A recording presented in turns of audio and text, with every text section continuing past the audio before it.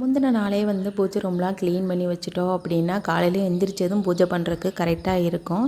நான் பூஜை பாத்திரம்லாம் விளக்கி சந்தன குங்குமம்லாம் எடுத்து ரெடியாக வச்சுட்டேன். அதே மாதிரி சுவாமி படங்கள் எல்லாமே தொடச்சிட்டு சந்தன குங்குமம் வச்சாச்சு. மாக்கோலமும் போட்டு ரெடியாக வச்சுட்டேன். எந்திரிச்சதே கொஞ்சம் லேட்டு. கடகடன்னு வேலையை பார்க்கலாம் அப்படின்ட்டு, ஏன்னா 6 to 7 மணிக்கெல்லாம் பூஜை பண்ணிடணும். டேபிள் ரோஸ் கொஞ்சம் வாங்கிட்டு வந்திருந்தாங்க, அதுவே எல்லா சுவாமிக்குமே வச்சேன். இப்போ கொஞ்ச நாளாக பூக்கள் இல்லாதனால சாமி கும்பிட்றதுக்கே ஒரு சங்கட்டமாக இருக்குது. ஒரு 6:30 மணிக்கெல்லாம் வந்து வெற்றிலை தீபம் ஏற்றிட்டேன். 6 வெற்றிலை எடுத்துக்கிடுவோம். காம்புகள்லாம் கிள்ளிட்டு சந்தன குங்குமம் வச்சு சுவாமியை நடுவில் வச்சுட்டு அகல் மண் விளக்கில் வந்து நெய் தீபம் ஏற்றிக்கிடுவோம். நீங்கள் 6 விளக்கு கூட தாராளமாக ஏற்றிக்கலாம். எனக்கு இப்போ கிட்டத்தட்ட ஒரு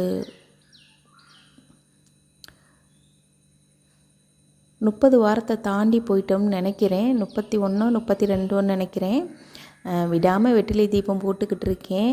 ஒரு சொந்த வீடுன்றது எல்லாருக்குமே கனவு. அந்த மாதிரி தான் நானும் முயற்சி பண்ணிக்கிட்டு இருக்கேன். நடக்கும் அப்படின்னு நம்புவோம்.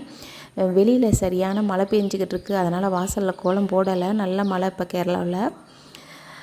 என்னோடய பூஜை இப்படி தாங்க போய்கிட்டு இருந்துச்சு. அதே மாதிரி வந்து பூஜைக்கு வந்து எப்பயுமே வெண்கடுகு போட்டு சாம்பிராணி போடுங்க. கண் திஷ்டி எல்லாம் போகும்னு சொல்லுவாங்க. நான் விடாமல் பண்ணிக்கிட்டு தான் இருக்கேன்.